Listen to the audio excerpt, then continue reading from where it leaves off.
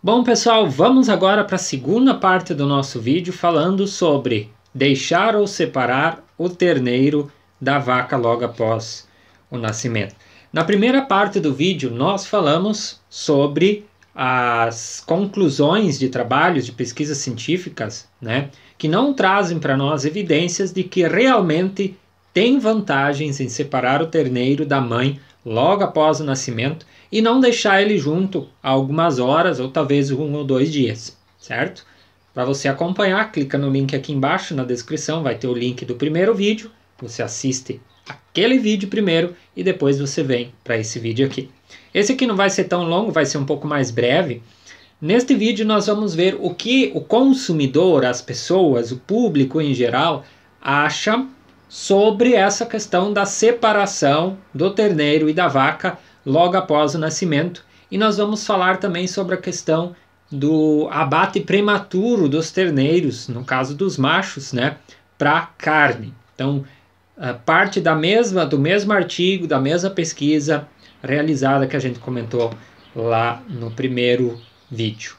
Bom, o que o público então pensa, Então essa doutora, ela fez uma pesquisa juntamente com uma equipe de trabalho da universidade para encontrar soluções que funcionem tanto para o público como para os produtores de laticínios, produtores de leite no caso. Parte dessa pesquisa é descobrir quais soluções vão ter a melhor repercussão com o público. Então o que eles fizeram? Eles fizeram uma pesquisa com 1.500 pessoas residentes lá nos Estados Unidos e dividiram eles em 4 grupos.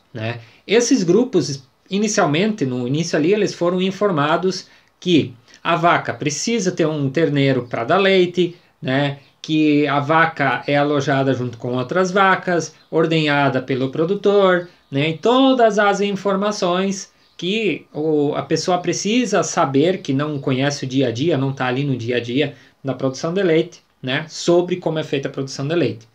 E aí, sobre o bezerro e a mãe, sobre o terneiro e a vaca, foram separados em 4 cenários, e esses cenários foram apresentados para essas pessoas, e a partir daí essas pessoas tiraram as suas conclusões.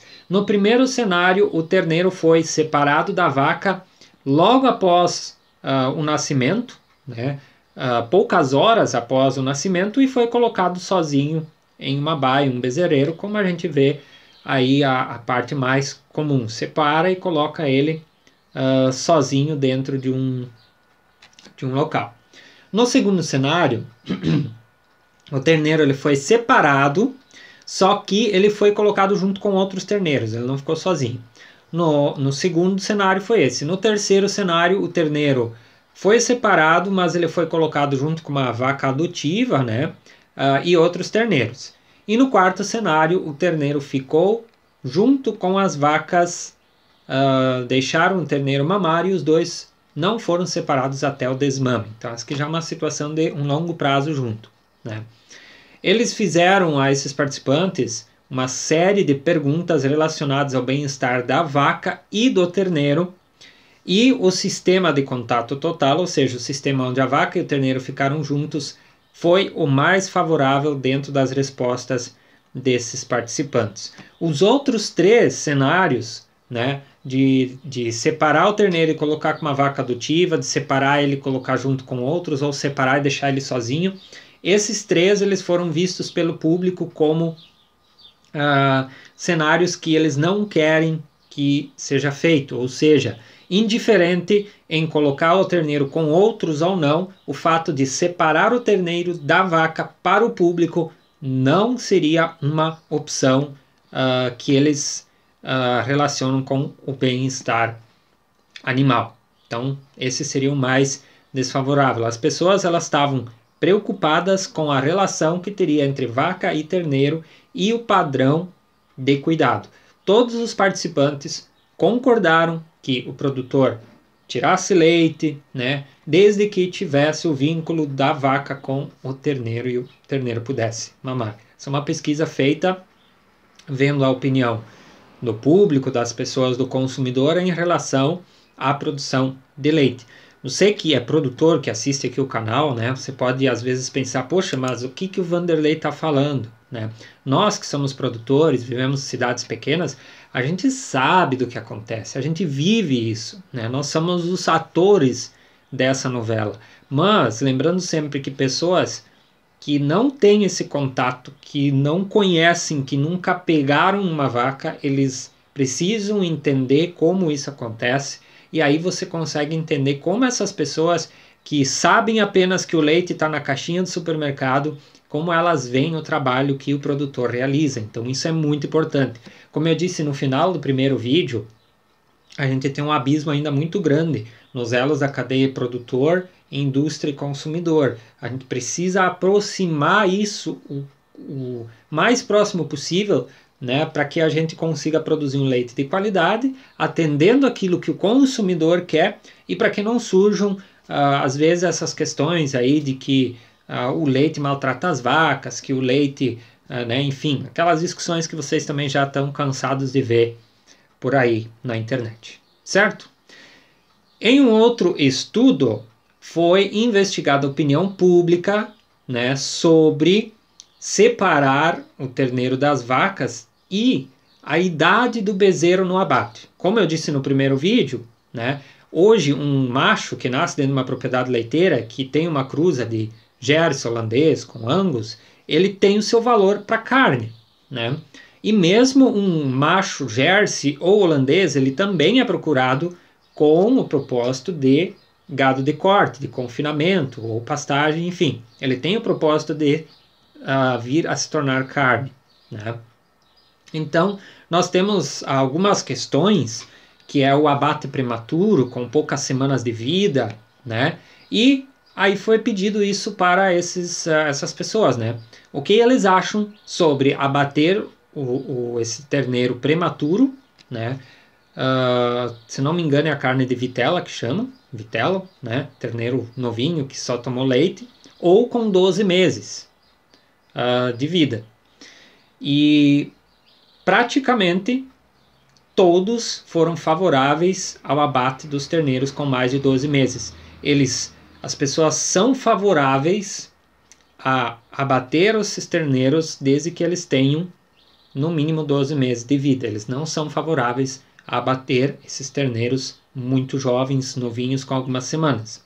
Apenas 16% dos participantes dessa pesquisa disseram que os terneiros leiteiros nunca deveriam entrar na cadeia do abastecimento de carne. De certa forma, isso é positivo porque mostra que é uma maioria do público que vê que o bezerro que sai de uma fazenda leiteira, ele pode ser uma fonte viável de carne, ou seja, tem esse consentimento das pessoas de que o terneiro que sai de uma propriedade de leite, ele vai ser engordado, abatido e vai virar carne, né? Então isso já é uma coisa bem interessante, vista que esses participantes são pessoas de cidades grandes que não têm contato com a produção de leite. Esse estudo também indica, e aqui eu li esse parágrafo umas 10 vezes para entender o que esse parágrafo queria dizer, né? Como esse artigo é uma tradução para o português, então às vezes quando a gente traduz aí algumas coisas ficam meio vagas, e aí eu li, reli, até pesquisei na internet para ver alguma coisa, para entender. Então aqui ela diz assim, ó, esse estudo que foi feito, que a gente abordou nesses 2 vídeos, indica que a falha da indústria de laticínios, há uma falha na indústria de laticínios em fornecer garantias de que o terneiro leiteiro excedente tem uma vida útil razoável e que essa vida tem um propósito, ou seja, contribui para o fornecimento de carne.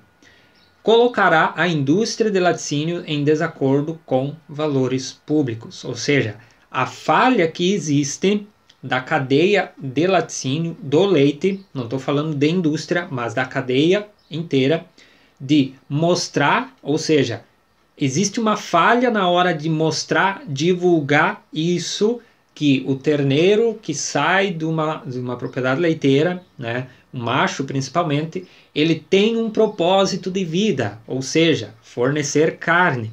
E esta falha pode colocar a indústria, a cadeia de laticínios, em desacordo com os valores públicos, né? Então, isso é importante, né? Tem que ficar claro, por isso a gente fala muito da questão de união entre produtor, laticínio e consumidor, para que essas coisas fiquem claras para o consumidor, que manda no negócio todo, que diz eu quero um leite assim, assim, assado, né? Então, isso é importante de deixar claro que esse macho, hoje em dia, ele sai da propriedade ou fica na propriedade, mas ele tem um propósito de virar carne para alimentar as pessoas depois, né? Para não criar desacordos com valores públicos. Então, isto é muito importante. Eu hoje de manhã, antes de gravar esses vídeos, eu disse tudo que eu estou falando para vocês para Mariá. Então, vocês imaginam a paciência que ela teve em me ouvir. E aí eu me lembrei que às vezes quando eu não consigo dormir à noite, eu fico no Facebook olhando aqueles resumos de filmes. E eu vi um filme, uns dias atrás, um resumo de um filme, que ele mostrava o seguinte: mulheres enjauladas dentro de uma indústria de leite de mulheres, que vendia leite de mulheres, fazia produtos à base de leite de mulheres. Eles mostravam que as mulheres eram maltratadas, né, que elas precisavam ter um filho para dar leite, e que quando eram homens, rapazes, né, meninos que nasciam, eles eram mortos, né? E toda essa questão, eu pensei, nossa, que coisa, né, chocante um filme desses. E no final esse filme falava que esse filme ele é um retrato daquilo que acontece nas fazendas leiteiras ao redor do mundo. Então vejam que chocante a gente falar nesse sentido. E aí vocês têm que perceber que o que as pessoas que não têm o contato, elas têm de informação é essa.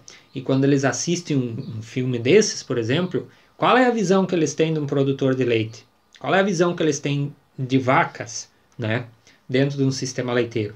Então é isso que tem que ficar muito claro, né, de que não existe maltrato, de que os animais eles têm um propósito, né, de produzir leite, de virar carne para alimentação humana, enfim. Isso tem que ficar claro. Aí entra a questão de marketing, de divulgação, de relacionamento, do produtor mostrar o que ele vive no dia a dia, da cadeia do leite se unir, coisa que muito falta, né? Como já falei em vários vídeos, nós vemos muitas vezes o produtor atacando a indústria, principalmente por causa de preço, né? O consumidor ataca a indústria por causa de preço e não sei o que, e jogam a culpa em cima do produtor.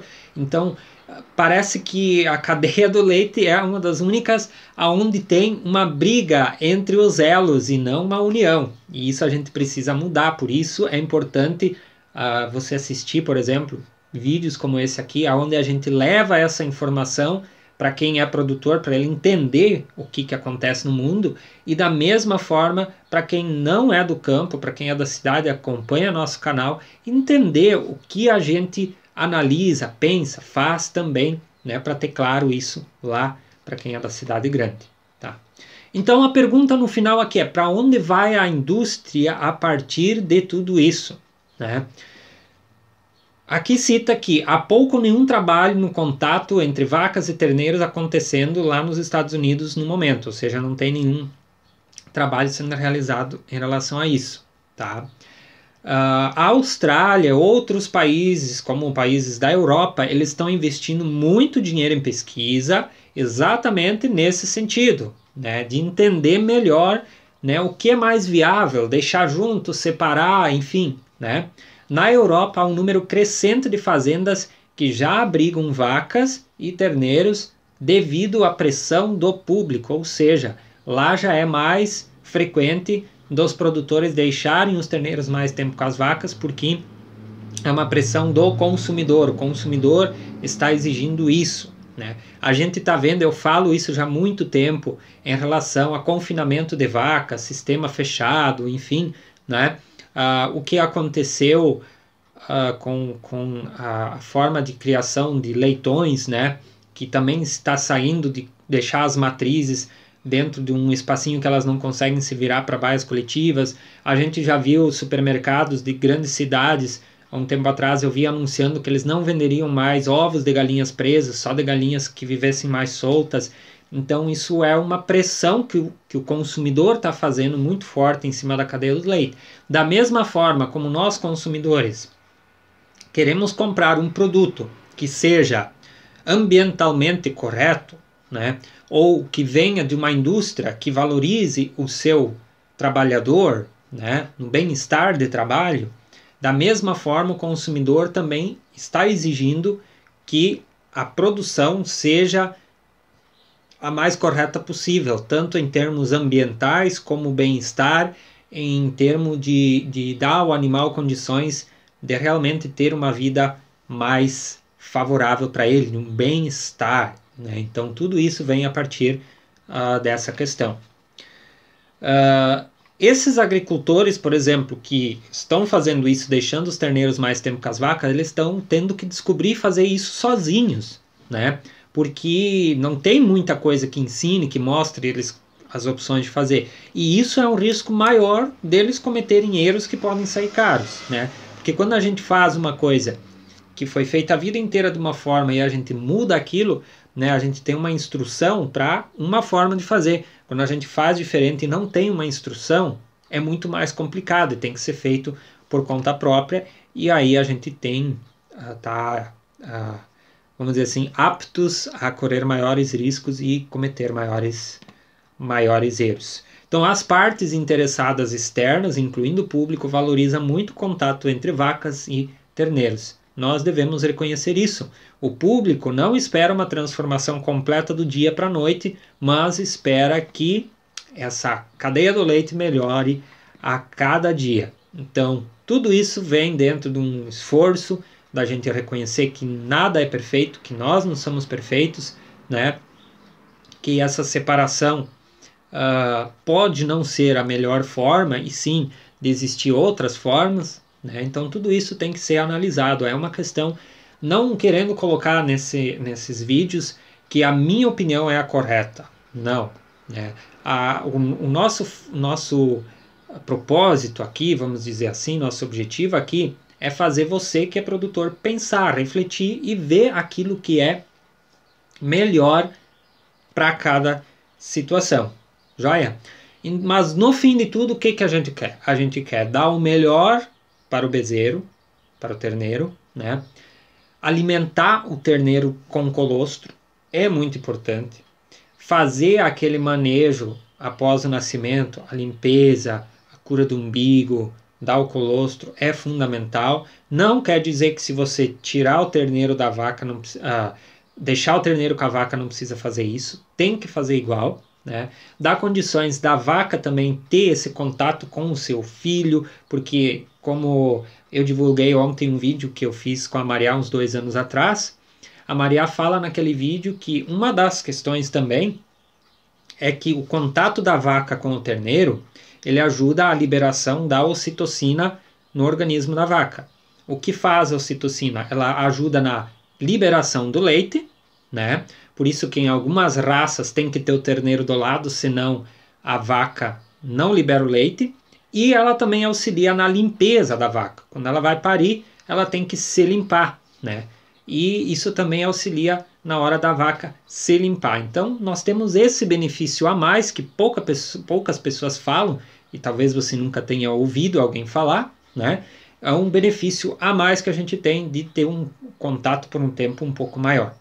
Então, resumindo tudo isso, nós queremos o melhor para o terneiro, o melhor para a vaca, e nós queremos ter uma produção mais humanizada, que é o fundamental dentro disso tudo. Então, se você é a favor da opinião que eu coloquei aqui no vídeo, a partir desse estudo, né, de tudo que eu enfatizei aqui, ou se você discorda, quero que você deixe aqui embaixo nos comentários, porque essa discussão ela é muito importante. E é uma discussão que dificilmente eu consigo fazer com pessoas do meu meio, com opiniões diferentes. Vi isso porque quando eu coloquei uma opinião e coloquei a minha depois, o pessoal pediu para eu retirar do ar lá no Instagram.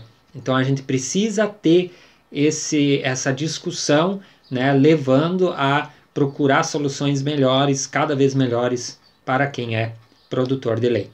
Então, minha opinião, resumindo, quando a vaca der terneiro, deixe o terneiro junto com a vaca algumas horas, né, ou pelo menos um dia, que com certeza você vai ter vários benefícios em relação a isso, mas não deixe de fazer o básico, os cuidados básicos na hora do nascimento do terneiro e nem os cuidados básicos na vaca.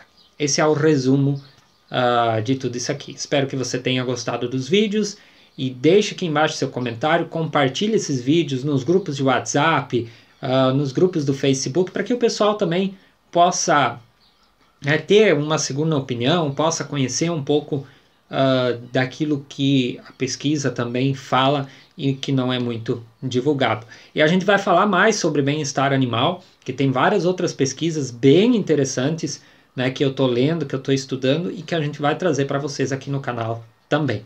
Um abração para vocês, espero que tenham gostado e até os próximos vídeos.